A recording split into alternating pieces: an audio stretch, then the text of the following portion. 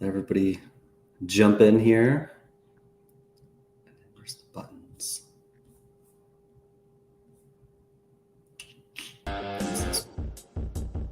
Yep.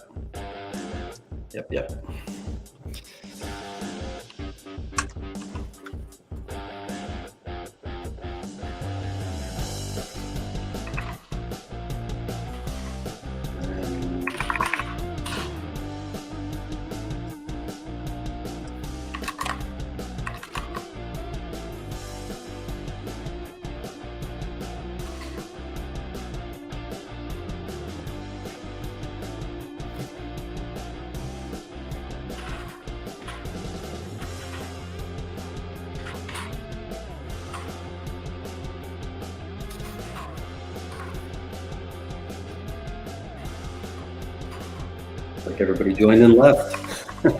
There they are. They're coming back. It's probably Paul from his phone and browser and his other browser.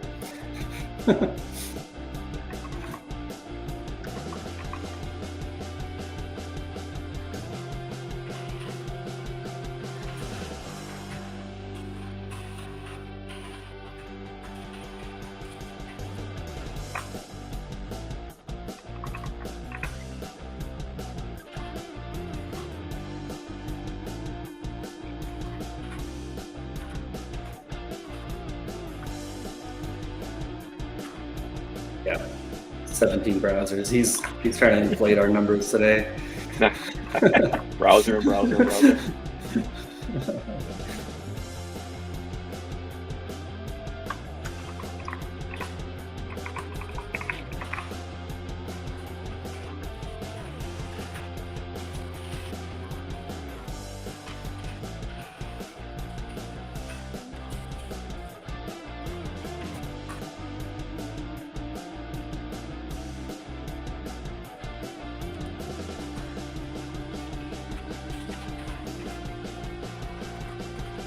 Give him another minute.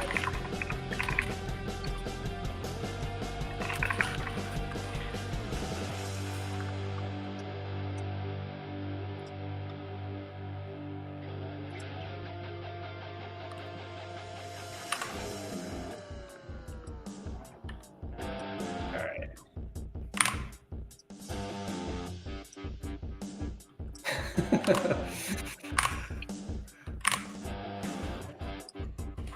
Cool. Oh, you know what? Forgot our other branding. There you go. Yep. All right. I got to figure out how to turn the music off. When you don't have Paul around, this gets difficult. Here's the button. All right. Okay. Yes. Okay. All right. We're going to get started. Welcome to Atomics on a Friday.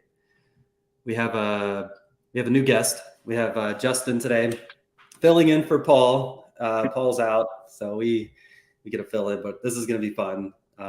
So yeah, we'll just jam in. We got a kind of a packed agenda.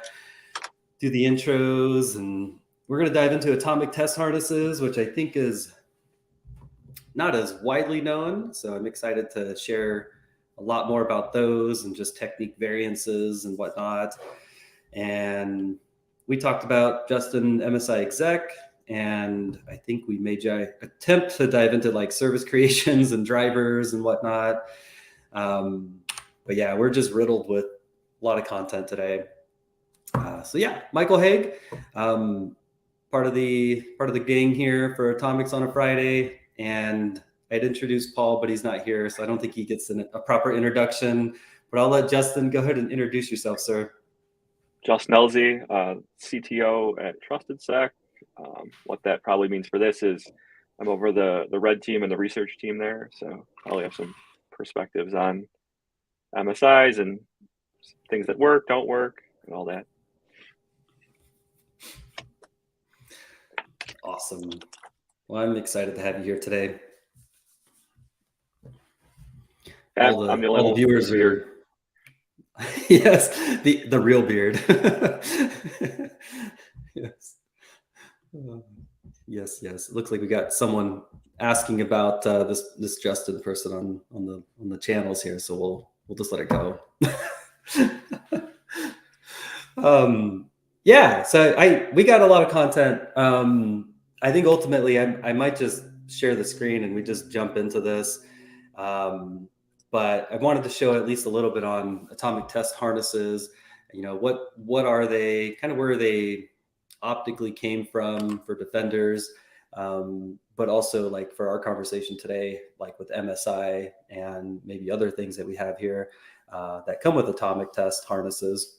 You know, there's a lot, all the variations on that. So obviously the idea with ATH is, you know, pick a technique and dive into it very deep and come out with like a test harness that has potentially all the different variations to execute that technique.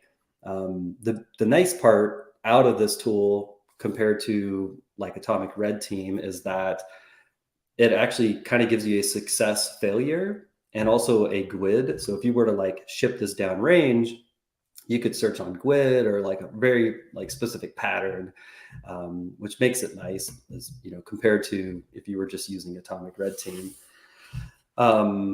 Random, Justin, do you guys use Atomic Red Team? So we don't. We have you know, a bunch of playbooks and things we do that are usually one-off. I think a lot of what we do is tuning stuff for particular environments. So we have, you know, run books and all that stuff. Not as much in like the mass automation as much as we do try a technique, usually work with the blue team on the other side to explain how it works, do some back and forth, and then do some tuning. So if I was in-house, I would probably use this a lot more to kind of run through things, spot check. We do a lot of knowledge transfer, so I think this doesn't usually work the best for us, but this would save a lot of time, like on an in-house environment. And when you're like developing for like a new playbook, or when you're, you know, working with a customer or something, does someone on the team like kind of dive through a particular technique and look for variations, or do they find out what's in the wild and run with that, or is it kind of a mix of everything too? So we have a couple people that do like full-time research on detection engineering. So they'll take in, you know, techniques off of Twitter, CTI. We have a whole backlog of attacks that, you know, they're going to work on over time, and then we do, you know, as something comes up. So if somebody drops a new evasion technique or something, we'll pull that back in, and then we land in an interesting spot because a lot of what we do would be going to a client environment, running a technique. If it ends up, you know, they have an event in their sim that we can actually tune array detection for, you know, we'll go there. You know, more often than not, they might be missing a log on an endpoint. So we might jump into like their EDR product and write something custom from there. So that's the one thing that we run into a lot, where trying to be flexible with it's really easy if you're like, hey, all of our clients use Sysmon and we dump everything to the sim, and that's like what we work with. But we try to be flexible enough. So that's why we kind of have the playbooks of, you know, how we would do the attacks, most common variations, and then how we would normally write detections. But then we also go and do some tuning on it as well.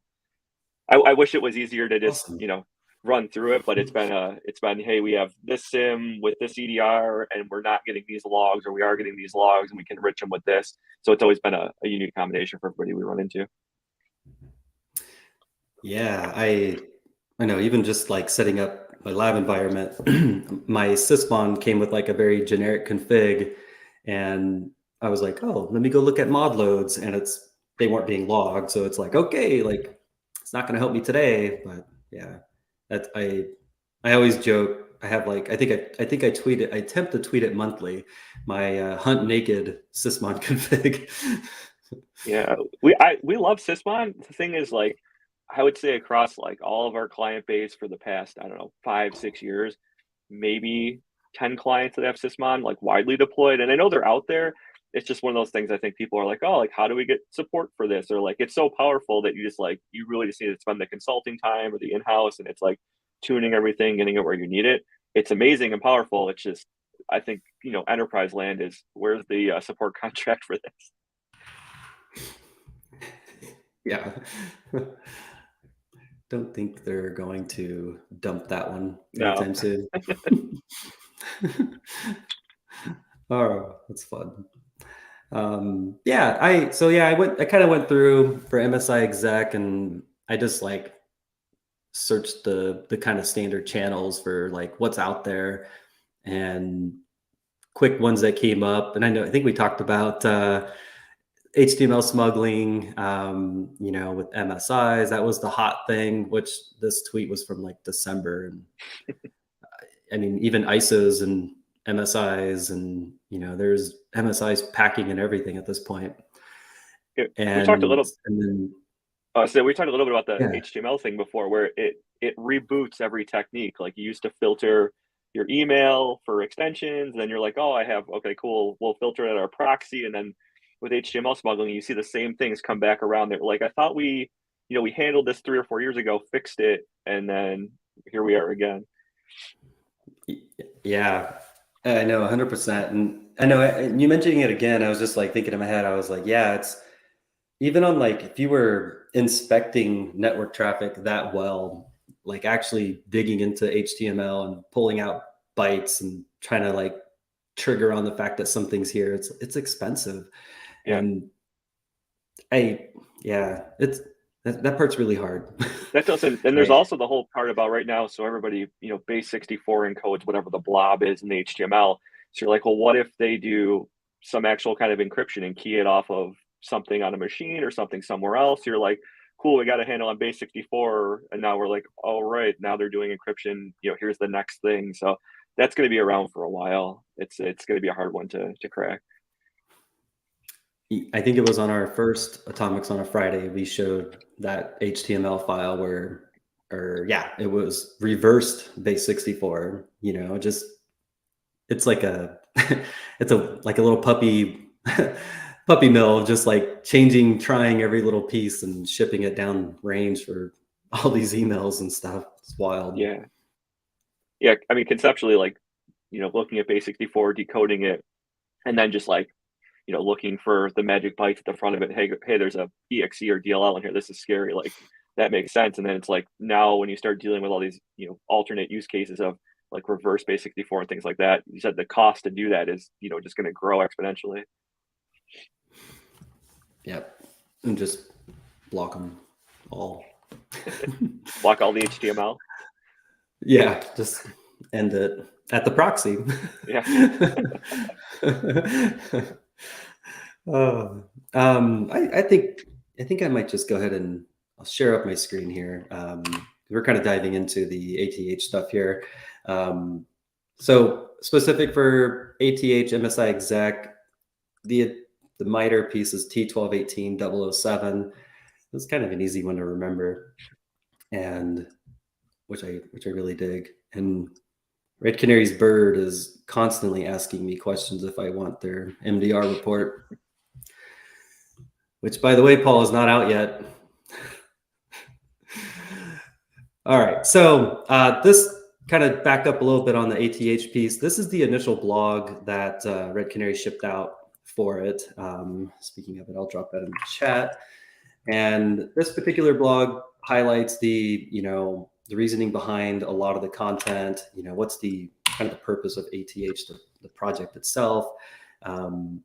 Defining sufficient coverage. Great, like ultimately, like awesome questions, like right off the bat, right? Like what optics are associated with this technique, and defenders. Even I would assume even on the offensive side, you think about this, right? As you're building something, like how will somebody find this if we shipped it, right? Yeah, that's a big one. How common this is actually going to be in an environment. People always find off the wall, like how I found this extension or I found this thing, and you're like, well, right, but in most places that doesn't actually run. So trying to find the edge cases on the normal stuff, and then how you work back on it, which ties in the MSI piece about all the different directions it can go. Yeah. Yeah, and I know with like Atomic Red Team, we've always struggled with like showing pass fail or like sufficient technique, like variances or usage with it. And even if you look at I think it was Keith McCammon just shipped a tweet the other day on like kind of like an online little spreadsheet tracker, and like yes or no for detection and whatnot. Like it's always something that we've struggled with the product, the tool itself. And I know Carrie, one of the Atomic maintainers, she's working on a syslog output for it. So when you run your executions, it'll ship it out to Splunk or whatnot, or a SIM logging place. Yeah, trying to show coverage versus what's happening in the wild versus every edge case is how good should I feel about this, right? Like, we're good for today, tomorrow, next week is Yep. Exactly. Yeah, so initially when the project came out, it was focused on MSHTA, CHM, and PPID spoofing. And speaking of CHM, you mentioned earlier the MSI being kind of like a package and whatnot. And it reminded me of CHM, where I remember when we were working on this harness, you could like literally embed anything in there. It's just a bunch of, it's just a container, it's like a zip. And I was just like, yeah, I'm surprised we don't see more of CHM, but at the same time, it's like 1999's calling. Yeah, that like a lot of these techniques are like that. When we started getting back into HTA, I pulled out some book from like 98 or 90, something like that. That's like a security book, and it was like, be careful, watch out for HTA. And I was like, I didn't think that 20 years later we'd be like, HTA is back. Yep. So good. Oh, it's fun. But all right, so I'm going to kill one browser tab because I definitely have too many open today. I'm going to leave the defer report alone. I'm just going to hop in and jump right into the, how to kind of get started with atomic test harnesses. The obvious thing is there is a wiki page for ATH. Let me just go back here to the top, and to get started is as simple as getting started on Windows, and it is on the PowerShell gallery. So it's as simple as just copying this little one-liner and dropping it into your terminal shell. It'll install all of them, which is really nice. And if you already had it installed or you downloaded it manually and dropped it into your path, you can load it this way too. If you run into any issues or over time, I think I've ran into this maybe twice, but that's just because my ranges are always very kind of all over the place. And then if you want to see what's all in, what you're playing with, you can see similar to what we saw on the repo itself, there's, a bunch of harnesses in here now, and the range is all over. There's a lot of good, awesome things in here. Anytime, I think I tweet this every often, is when the new thing comes out, HTAs or whatever, or CHMs, the new thing being shipped, I always tweet atomic test harnesses, because it's like, hey, if you haven't validated yourself or played with all the variances, this is such a good place to be and good place to play at, because there's just so much in here. All right, I'll try to keep on my regularly scheduled program here. Oh yeah, I know there's so much content. Yeah, so that's the basics of ATH. I do already have it installed, so I'm not going to run through it again. In comparison of what we're going to play with, I wanted to at least show 007 from the Atomic Red Team side. There is, 11 tests in here just for MSI exec. Different variations are in here, like embedded VB script, JScript, a DLL, XE, things like that. So it's really clean. It makes it easy. And then for the options to play in the different variations of it, you can use these input arguments as a way to modify them live. And I think we've shown this a few times in the past. We do our quick one here. 7. Here's all those. And then I'm just going to run. We'll just go with the first one here. You can prompt for those input arguments just with that TAC prompt for input args, and you can tell it where your MSI exec is. So if you copied it or you want to move it or rename it, it's as simple as that. Similar with your MSI file, if you wanted to play with your own or it may be.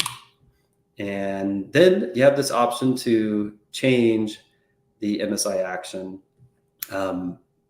These are also built into the ATH piece, and I'll show that here too. But they do specifically kind of change the way that these are the command line switches that you'll see like on the command line. So the default is always kind of like I for install, which I think comes out to a Q, not a Q, but I think it comes out to I think it's just /I.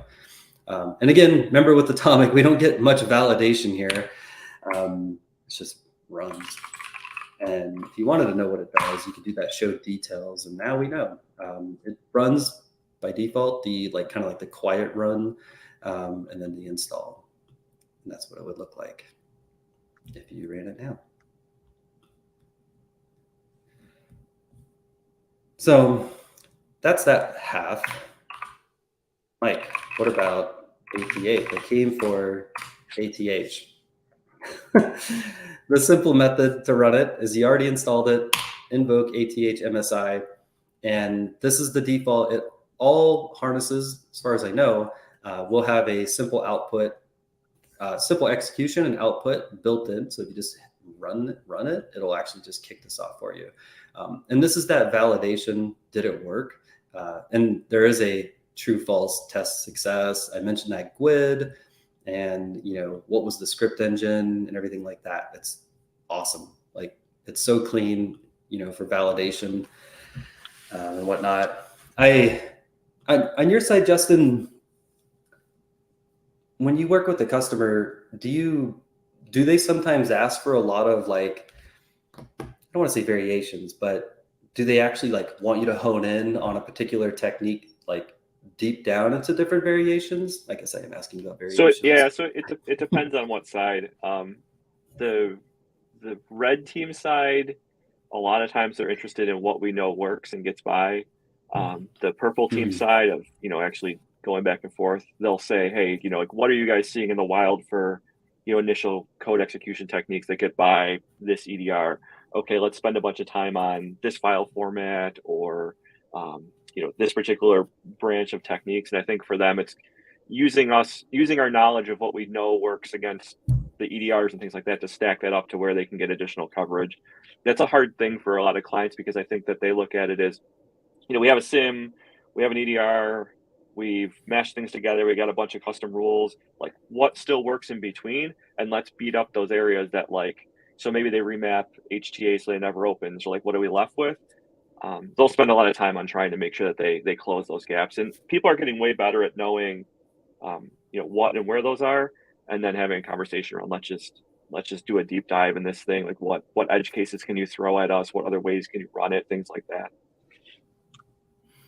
From that perspective, do a lot of, I guess that's kind of more purple team in a way, right? Or yeah, do they share the logic ahead of time, what they actually look for, and then you guys can help? So yeah, so on the purple team side, they'll definitely share what they already know. That's why it's nice having a defensive team that does consulting and an offensive team that does consulting, because we can see what actually works in the wild, what blue teams think is happening, or what they think is the biggest problem, where the biggest gaps are, and kind of merge those together. So on the purple team, clients will definitely share the rules they're currently using, put us in councils, walk through things they've seen, share past reports, stuff like that. On the red team side, it's more of, we know you guys do research, we know you have something, let's just try it and validate what we thought was going to work. So we've had clients before that were there's no macros in our environment. And then, we fish them and with a macro, a couple of years ago, right? And that fires, and they're we thought we had a control for that. And then they find out through change management that they're oh, we rolled back that fix for 70% of our user population. So that level of validation is interesting, because you're always assuming that there's no regression in your rule set. So there's no regression in the detections you make. And that tends not to be the case. Somebody might have backed something out because an event happened, and all of a sudden your logs are firing off an alert, for whatever it might be. What else is funny? We've also, on the HTA piece, we've come across clients that are oh, HTA is not a big deal to us. And they were hiring full-time HTA developers at one point, in the past 6-7 years. So we're clearly you guys use these and write them still. So it's interesting seeing different parts of the business not knowing what the rest does, and kind of threading the needle with what detection might work. Yeah. Yeah, that is a very, it's tricky. At one of my prior orgs, it was a M&A type org, and so we would purchase companies, acquire and all that, and it was very much like that. Once they got on our WAN internally, it was very much kind of like Wild West. Like certain groups had different policies versus others. Large companies were, better off in certain type of, policies of prevention, and then others were just, 200 employees startup making things work, right? And yeah, We run we had into some it a deal. lot. The big piece there is like a client will call us and want a red team and say they're maybe like a hedge fund or something, and they're small, but they have a good security budget. They have like 400 employees. Like that company is usually multiples harder to break into than, let's say, like a Fortune 50, because of what you mentioned. It's like all the levels of management, all the legacy, all the things to manage. And it's really hard to tell people, hey, like your small company might need more time than this giant company, even though the security staff from one might be, 100 security people on a whole floor at one place and four at the other. A lot of times the places that have four are running, like Sysmon, like they have application allow listing in place, like all of those things. And then they're like, oh, I don't understand why everybody does this. And you're like, if you try rolling that out at any giant company, you're going to very quickly figure out politics and how that's half the job or more than the job, unfortunately.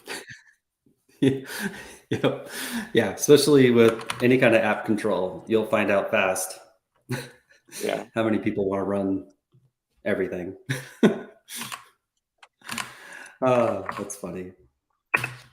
Yeah, I'm just gonna run the get help examples here on the MSI one. This is obviously with everything with ATH, they do have all these examples built in, and you can kind of see some of the different parameters and whatnot in here. The beauty of this tool is that it is obviously very open source. And if you want to dive into, what is actually going on behind the scenes, Matt and co have done an amazing job with detailing these and showing obviously the parameters here at the beginning. And then as you kind of go down, kind of, I guess in a way where I hang out at is I'm really curious about the different the different parameter settings. And because I always see, again, like we saw earlier, which is like the install admin advertise piece, you can change, script, VB script to J script, things like that. All of this is all in here, which is really cool. And if you're just kind of getting started in ATH type stuff, like it's as simple as, take these examples and just kind of ship it and see what happens, see what it looks like. It's extremely, like, the hardest thing I think blue teams struggle with is trying to come up with the tradecraft for these things. Like this gives you such a starting point to start, even the basic cases, then fuzzing around. It's not like, hey, I have to go research this technique for, weeks to just replay a single thing. Like the upskilling of knowledge very quickly is a huge piece of this. And that's like the biggest thing we run into is, blue teams are like, what should we focus on? How do we learn this? They're amazing writing detection rules, but like coming up with, the evasions and things like that, even the basic ones of this, is just something that people don't want to invest the time in, and rightfully so. Like you're worried about the output taking, trying to tie it all back in. Yeah. Yep. 100%. And kind of the neat thing as well about these is if you, as a lot of defenders do, is, we see the CTI reports, we see that, good example right here. We know that by kind of scouring through like a deeper report, we see the basics right here. We got the /I, we see the /QN, and a lot of logic is just written on look for /I's and /QNs, right? Like maybe it's normal in my environment every day. And you have to do that simple filtering, SCCM, constantly running MSI exec, whatever, you filter out those parent procs and kind of go down the line. And that's where I think a lot of with ATH, it kind of helps us just say like, okay, it's not always /I QNs, and kind of very much just segued myself right into what this looks like in as far as the logging perspective goes. So let me run one more atomic. Let me go back up here to the actual T1218.007. This is just the atomic test side of things. So if you wanted to run all of them, you just power through that one, kicks them all down range. Got all our goodies. And then the hope is that in the last 24 hours, somebody did something, which is a little too much something.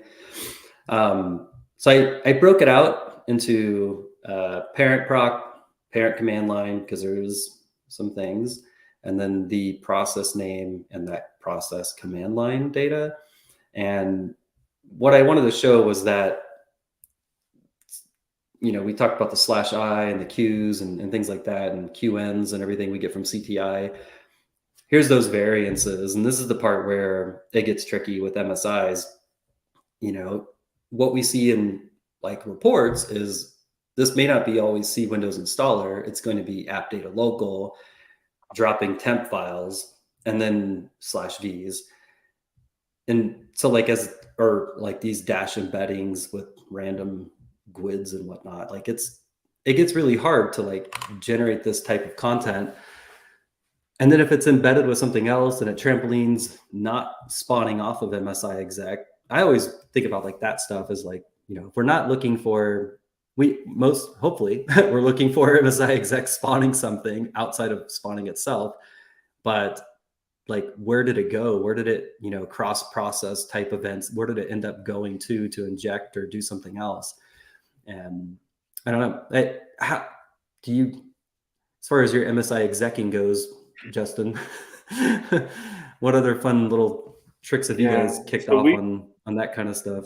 Yeah, before the show, we talked about this a little bit. It was, you can create directories, you can edit registry settings, and then you can go and, make it install some other signed benign thing. So along the way, you're like, hey, I made an MSI installer that installs putty, whatever it might be, but it set some registry key that then let me do something else. So that was the thing that we're talking about. This can go in so many directions that it's like, that's why you're seeing MSI pop up. It's such a common thing. And then it's which behavior am I tracking down? Which is good, which is common.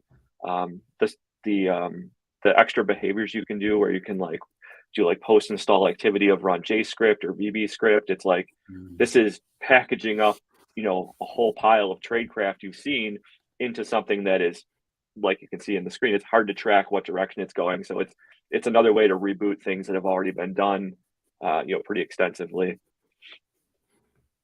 From what you've seen, is it outside? So what do you think more common?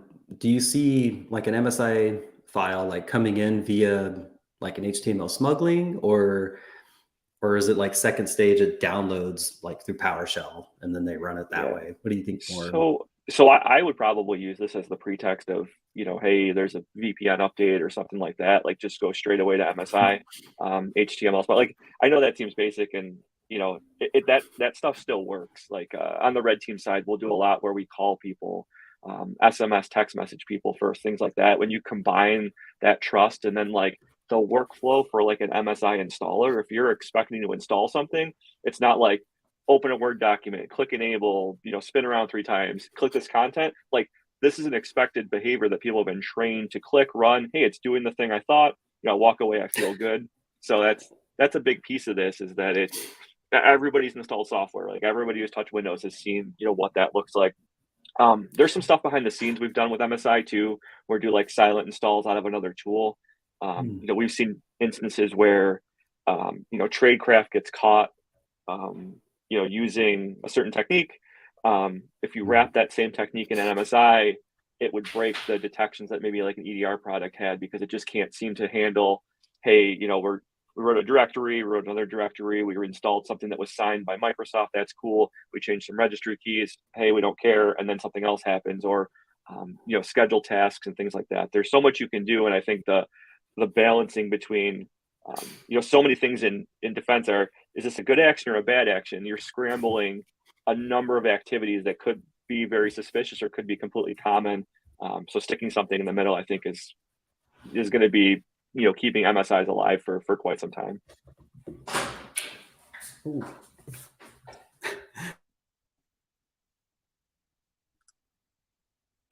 Never see the drawing. Sorry. Visitors. Got a barge in. Yeah, he's like, hey, why are you not playing Minecraft with me right now? So funny. Yeah. Well, that's awesome. That's very interesting. It very much, it just reminds me of HTA so much, and I don't know why. I remember a couple times we would catch like a red team. They would begin kind of with the whole like, legal, give us your creds kind of at the end, HTA, HTML file. And it would just, post out to this website, but inbound, it's just an HTML file coming in, or HTA, and they click it and read the legal doc or whatever it might be, the latest, revision to their medical information for the company, and then they post out to that website. Very much reminds me of that. Then the second stage is VPN. We did a ton of that, like in years back, where we would do like HTA surveys, be like, oh, this year for reviewing the company, we want to win an award. Can you guys fill out this survey? And it would be like the first thing would just be a login page or whatever, and then just walk them through. And that behavior, it's expected. And whatever it closes out, it doesn't run anything. We kind of got into the payload thing after that, where you could do like deserialized payloads and have them load. There was some area there where, like, depending on how you loaded JScript, you could avoid AMC at one point. There's just there is so much surface there. That's same feeling with this. There's so many directions you can take this that are probably not areas of great coverage right now that are going to get flushed out over time, especially now that you pushed people off of macros, and people are really big into chaining 75 link files and everything possible under the sun to get to a certain point. So yep. Yeah, I sent Paul my HTML zip OneNote MSI the other day. I know. He's not here. You see these and you're like, who does this? And you're like, well, it obviously works because it's still happening. And it's just like, to see this, and you're like, so you got somebody to go through 7 steps of running this, and you're like, this is really a technical problem. Like, people are gonna do whatever you tell them to do. So we need to fix this on our side. It's never going to be the, don't click this thing, or, hover over the link as the magic, savior to prevent bad things from happening. I know my favorite is like, here's the password. You open the HTA, there's the password. And that's so good. Yeah. Mount, launch, password. Yeah, it's glorious. Yeah, so this is where this quick one here is this on image loads, event code 7 from Sysmon. I mentioned earlier how my Sysmon config was not configured for this.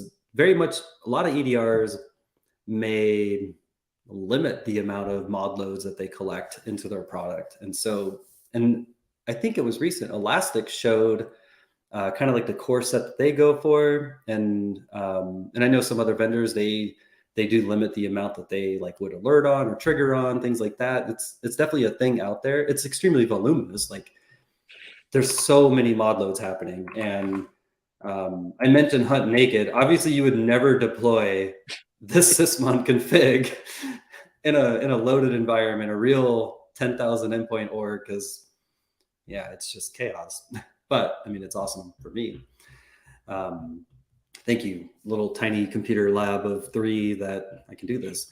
But in this particular case, you mentioned AMSI, and even when we run these particular MSI tests, first thing I thought was it's going to absolutely load up JScript, or even VB. These load up, and AMSI's in here too. And because of PowerShell being spawned and whatnot. And there was another one. I think it was MS Core and MSITLL, obviously, for its kind of standard day-to-day. These are really fun to hunt on.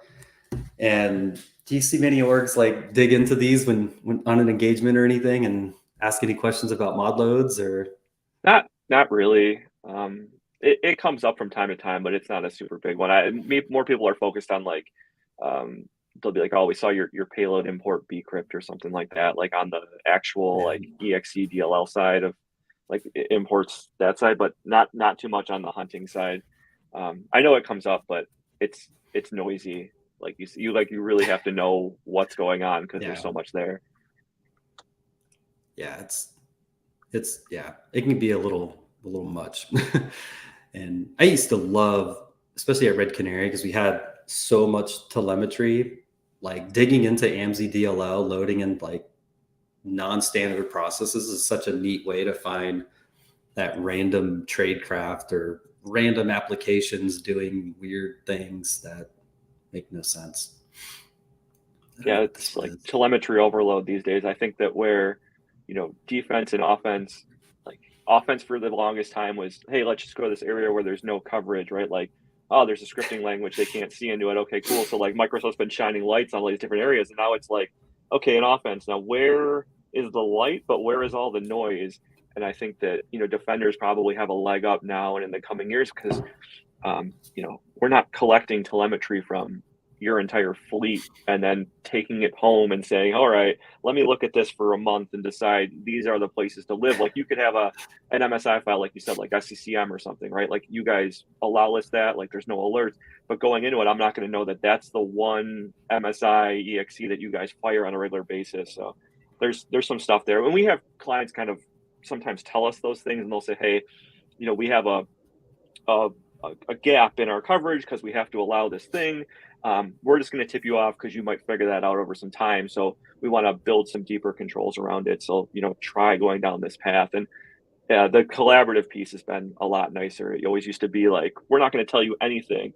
And we'd be like, okay, cool. Can we find that out if we send like 2 fishes or talk to someone on the phone? They're like, probably. And we're like, well, let's just make the best use of our time. And, like, we'll be forward with you and share what we're going to try. Let's just, work together and back and forth. And it's definitely kind of changed with red teaming versus years back. They're like, we're telling you nothing, get in here and then get to this. And we would do it. And they'd be like, all right, maybe we should team up on this. So. That is awesome. Oh, that's fun. Kind of shift gears. We're hitting 43 minutes, but I want to talk a little bit about service creates. This was a Paul request. I told him I wasn't going to do anything on it because he's not here, but it's his lucky day. He hasn't messaged yet. He's not in any of the channels, but so Atomic Test Harness has another one, service creates, and I think I've talked about this. I think we've talked about this before on Atomics on a Friday. I think we talked about it a lot on Twitter when here he is. When some new adversary starts shipping drivers and things like that. Yes, he is. Okay, he's excited. I was going to go like on this crazy deep dive for CTI of like, oh, let's find this and that. And I was just like, like there's a decent amount of like just like a source of stuff on MITRE's website for T1543003. And then I remembered the other one. I think I talked about this in a press I did last year for hunting drivers was the Daxon campaign. I just, my favorite part of like that clickbait right there is most advanced piece of malware sample. So malware semantic has, research I've seen from a China link group. And I was like, oh, that's awesome. It's so clicky. But yeah, drivers. Are you guys using drivers much out there, Justin, or is it pretty? So we do some research in it. We've done some work around it. It's one of those things where we were talking about this more, and it was kind of like a chicken and egg thing where we would normally already need RCE, so we've probably got in a good place to not be detected. So like if we were talking about down the line, would we need to use drivers to maybe blind EDR products after we already had access? So today, most people know this, is if you can get code execution on a box, you can turn it into a SOX proxy and a lot of the time avoid a lot of the EDR products alerts, or you're not running PowerShell to query LDAP and things like that. You're just proxying traffic across it. And for whatever reason, EDR products really didn't go down the route of like behavior, network traffic, like analytics and baselining and things like that. ATP does it a little bit. Like if you inject into Outlook and then like dump all of LDAP, it'll be like, hey, Outlook never dumps all of LDAP. But across the board, that's like a really good detection technique because people will get stuff running, and getting around an EDR to maybe have it not see what's happening in that process these days, because that's pretty common. People move to beacon object files and just some other techniques to stay inside that process, use Windows APIs, do normal things. It used to be, hey, I want to do this. Let's spawn command.exe. Let's spawn PowerShell. So now you're like, well, what does this one process that's usually process hallowed actually do? And what's the network traffic look like? So yeah, we're trying to use it. We're just trying to find the most, normal cases for it. And then the other thing is do we really want to install a vulnerable driver on a client system to make it more vulnerable? Is that something we want to do? So there's a lot of drivers out there that have, bad filtering for just different commands you can run. So it's not like we're installing something that has like a memory issue. We're going to corrupt that. It's usually they're filtering, like as a low level user, you can dump memory from a process or kill some other process, things like that. So it's a piece that we're going down. It's just we haven't quite locked into the return on the the use cases for it. Yeah, I think about it like, I think someone asked me, is like, why would an adversary use drivers? And I always just think persistence, I didn't think about it from like an EDR evasion perspective. Because like you said, if you already have like admin on a box or in an environment, why drop drivers? I figured it's such a rare event. Like it's not like your user base isn't like, oh, I need to install this driver from 1998, and you're like, cool, but we don't use Bitdefender or whatever old vulnerable driver that might be floating around with something. So it's like, it makes a lot of sense if you get to a point where EDR stuff gets a lot better, where you have to fight it at a different level. But right now it's like it worked for some APT groups, cool. Like if we had a really good use case, and it's like, but normally the process is basically just get on a box, you've done something to the process to unhook it, maybe broke ETW or whatever. Okay, the process you're living in is fairly quote unquote safe. What else do I need to do? And it's usually get off that box and get to a goal. So it's like, how much does this actually give me to do something fancy? And I always tell people, like, you don't get extra hacker points for burning tradecraft on being an ATP group or like being anything, right? Like no client's gonna be like, oh man, you burned all this tradecraft on this thing, like congratulations, did you get to the goal? And we're like, well, the fixes are still X, Y, and Z, regardless of how crazy and off the wall we did. So it's like, what's the return on that for most people? Yeah, those are some excellent points. That is really interesting. I'm just trying to like, I just don't remember ever anybody saying like, oh yeah, we dropped, we're bringing in all these drivers or whatever, just to like show or whatnot. You see it on the ransomware side has done it to drop a vulnerable driver to kill an AV product that they couldn't fight with to then run ransomware. So that use case makes a lot of sense, right? Like if you can't kill some protected process, but you can from a driver, right? Then you can fight it and kill it and go from there. But it's like, that's what they're doing. So that's the end goal of their thing. Our red team is usually more tactical about trying to steal something, but the ransomware piece is always a question people ask. So it's, I think this, if all you had to fight was common AV and your end goal is ransoming, I think this is a good play. If your end goal is anything beyond that, then there's probably not a lot of use right now. I'm sure somebody will come up with some case that makes a lot more sense. But I had been talking a lot about this the past week with like a team of people, just trying to figure out, how do we want to use this? Where do we want to go? And that's also, the industry is trending this way and detection is trending this way. Do we want to jump on this train right now and see what we can get out of it? Or do we wait and see where it gets? And then when people forget about it, circle back around and breathe some new life into it. So that's, trying to make the best use of your time. Yep. Yeah, I was just thinking, even from like a defender perspective, like, I would love for someone to test loading up a driver in my environment. Like, do we actually have coverage or visibility into that happening across the fleet? And, if one endpoint brings a new driver in, does anybody know, right? And And then if you do alert on it, you find out that, it's really common or not common. I'd imagine this is probably not as common on new machines, and you could probably drill down pretty specifically. So that was the other reason we were kind of debating on how far to go with it, because it's like, if you have a good handle, you already have telemetry on all these pieces, like, is this actually an event that happens? Pretty much, like, let's get some more data about that from talking to customers and just different people, see if it's something that happens all the time, and if there's actually any space to do this, or if it's just going to be like, hey, we did it, super obvious, everything lit up red and lights went off and the box got quarantined, and then we're like, well, we tried. So yeah, the color's green. Okay, Paul has showed up today. His first question: what about using it for data manipulation?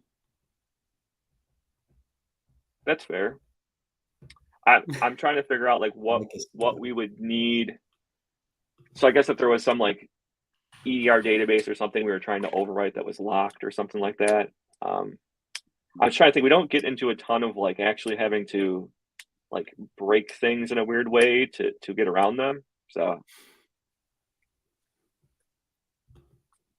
that's why I said I knew somebody would have some use cases that make complete sense. It's like you really just need a big sounding board to be like, well, what about this thing? And you're like, oh, makes perfect sense for that. Yeah. Yep. Very interesting. Let me see what other. Okay. I'll run through the last little bit of the ATH demo, and hopefully that font is big enough. We'll go bigger.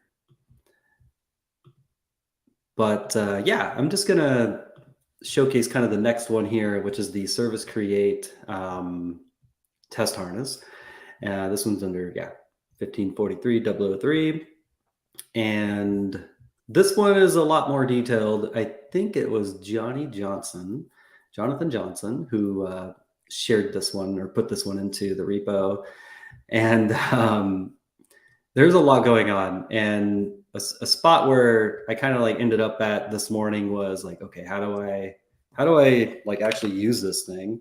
It's been a hot minute, but it starts with creating a new service, which is the new ATH service. And the cool part, obviously, it's very detailed in all the parameters. As far as variations go, I thought this was really neat. It is built in. The defaults, your standard service create, drop in sc.exe, WMI, there's the registry, and then just standard Win32 APIs, which I think is really cool. As far as like defenders go, it allows for like digging through your data and like finding which ones did it. Like, where'd this thing come from? I always think like, how'd this pop here? I remember a thing that they would always drop on us at Red Canary was all these things don't just happen in a vacuum. It's like you can't just run an atomic test and expect us to detect it. It doesn't happen in a vacuum. I remember that so vividly. Paul knows. And then I mentioned our output. So we'll have some nice output here. Let me just run it. Let's just do it live. So first I'll just do the get help in a vacuum. Dumps everything that we were just looking at, all the parameters. And then here's your output example. I was geeking out on this earlier, so I got a lot of like messed up. I can't run these again basically because I already ran them, but I will add some changes to my notes, and then we can ship it again. Okay, cool. So I have a Mimikatz driver sitting on my desktop. Let's see if I can paste. And I'm just going to tell it to load up as a new one.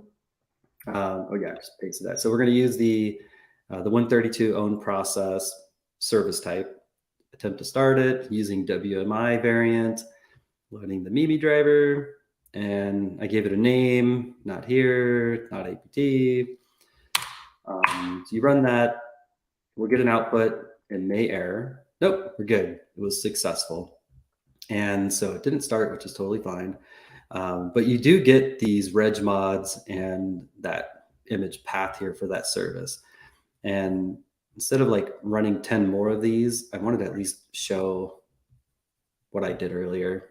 We'll run it again. You'll see hopefully the new one here. Yep, not APT. So this is event code 7045. There was like, I was Googling because there was another one. It's in my notes here. It's 4697.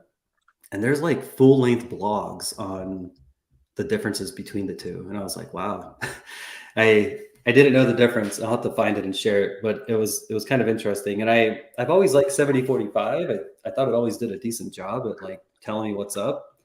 Apparently the other one kind of does the same thing. So I guess it's like choose your new service installed event log.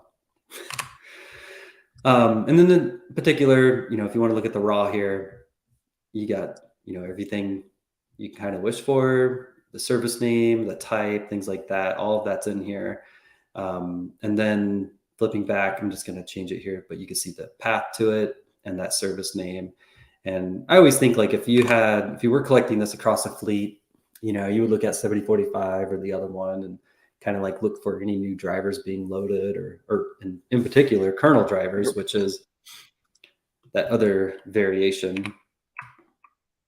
And where's it at? Let me kill this one. I got a copy paster over here.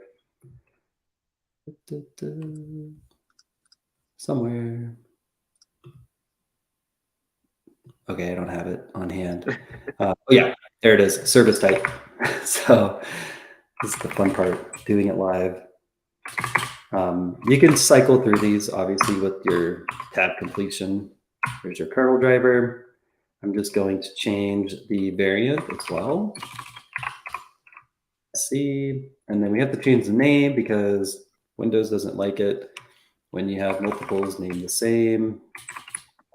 Give it a display name. So if you were looking at it through a list, you might kind of be able to pick out which ones are good or bad. I always enjoy it. Like if you were doing a driver list and the service name is like a KB from like Microsoft, like a legit KB. Those are my favorite. I think I've only ever seen like a red team or somebody, maybe an adversary named KB something, and it was like, yeah, we'll never catch that. Sometimes that's all it takes. You just got to get past tier 1 and close that ticket out. Yep, exactly. Yeah. Even though it failed, we still got that telemetry, and I'll refresh. I think I already have the sc.exe one here. So I can run that. And then for kicks, we have all of these in here too from earlier, but you'll see our KB being started because, yeah, it's easy. Kernel module, things like that. So it's neat, very neat, having it all in one place. And then when I was messing with it, my sysmon config is obviously like pretty wide open here. So as far as registry mods go, you can see kind of like that, what they call target object. This is that service being created in current control set under services. And then if it had any, I think it shows the value. Yeah, local system. I think if you click on the drop over here, you'll be able to see all the different value names that they create for a new service. So yeah, it's a lot of content. So, and yeah, Paul dropped a note. EDRs need to start collecting registry values, and yeah, registry is a tough one. We've definitely seen where like updating a key versus creating a net new key has been like a path to evasion, like creating it blank or just with a value that's benign that they don't care about, and then updating it later. There's a lot there that EDR struggles with, and that's but there's so much value there if like tracking stuff like this back down. Yeah, I didn't think about updating a key. That's really cool. It was just the way things alert on it was just different. We've seen it with like I think it was in Microsoft ATP where like places had a rule for creating a new registry key for something. If we created it but it was blank, they were like, or just like any value that wasn't something bad that they were expecting, then went back and they didn't care. That is cool. That is really cool. Yeah, I've seen there was a red team that would just they would update the scheduled task, and because it wasn't like full, creating a new scheduled task, it was just updating that it would just everywhere. Nobody would know that tree falling in the woods. There's our demo, which our animation doesn't work, which is really sad. We always try to do mitigations, Justin, because we go through all this stuff and we're like, yeah, like, how would you defend yourself? Detect or prevent. And so I jotted a fast list, and some of the things obviously we were running that I guess I didn't dive enough into on the back end of ATH and whatnot, but a lot of it can be tracked through script block logging. Even just like there are ways to create a service through just PowerShell by default. So they're just commandlets there. So if you were logging the script block, you would catch a lot of these things. The simple EDR or, Sysmon 4688 talked a little bit about service creates and mod load fun stuff, but which is a lot. I threw all the buzzwords for prevention. Do you have any interesting prevention techniques, either for service creates or things you've ran into that? The app control thing is the one thing that always works, right? It's what it's how much you want to invest in it. For the time being, you're going to deal with MSIs and so many other things. It's like it's the one, it's not easy. So. Yep. And Microsoft fixed their driver blocking now, but I think that's going to be it gets abused. We add to the list updates, it doesn't work. So, but Windows 11 has a lot of strong things in that area too. So it's going to be, it's always a trade-off to see what gets turned off in enterprise environments in their like golden image versus, hey, there's 30 new security features. Because at one point I thought, the app container like isolation, the sandbox thing was going to be the next big thing that everybody goes to, like sandboxing Office and stuff like that. And they kind of went a different direction with macro blocking and stuff like that. So it's always hard to get a read on what's going to work for enterprises versus these are great on my home PC or my super lockdown, I'm paranoid about the world setup. So time will tell. Yeah, I know. I know we didn't talk about it, but you mentioned even like the MSIX stuff that came up recently too. And yeah. So we talked about that a bit on before we got here. We were saying that the MSIX, had to be signed, but they made a flag in it where you could not sign it for testing purposes. So that kind of went around Twitter already, as a potential path to abuse. And then we started running down like MSI versus MSIX, and there's a lot of plus sides to the MSIX. But again, MSI is going to be around because, we have to support legacy for some time. So, 10, 15 years. I know, another 10, 15 years.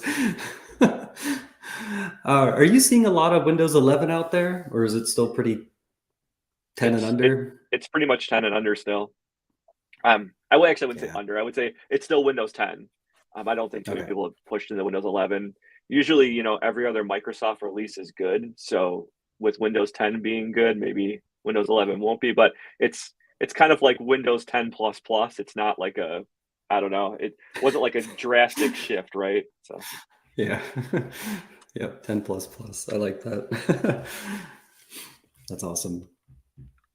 Yeah, I can't. The only other interesting one I thought was, I think it's ASR, the attack surface reduction one, that has even like an audit mode. I think it's valuable. And I think someone wrote, I think Sigma rules for it, at least as far as those event logs go. I have to double check, but the event logs for it are pretty good for Defender, for organization, if you want to enable an audit mode and like track, what's happening across those different tools. It's kind of a neat one.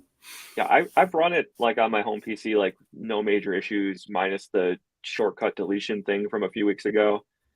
They had a small bug that ate a bunch of shortcuts, but I mean that's not a big deal. But yeah, ASR, like the availability of having those features, like even if you don't like the spawning, child processes out of Office and stuff, there's a lot of good you can get from that. There's we published some of the baked in rule set. So like as an attacker, we've been able to take a look at like the exemptions that they put across the board. But for most people, like there's a ton of, I mean, you're going to knock up most of the commodity stuff you see off the table with it. Yeah, that's the word, is you can easily knock out the commodity stuff, which is a couple simple ASRs, which could be useful. Yeah, it's awesome. Well, I'll drop the rest of the links and on our Git repo and tweet things and have it going. But Justin, I really appreciate you joining today. Appreciate being on. It was a good time. Yeah, thank you. Yeah, that's it for today, everybody. I hope that was interesting. Lots of content. This is live, obviously, so this will be on the YouTubes and wherever else it saves it. And we'll catch up again soon. Thank you again. Thank you.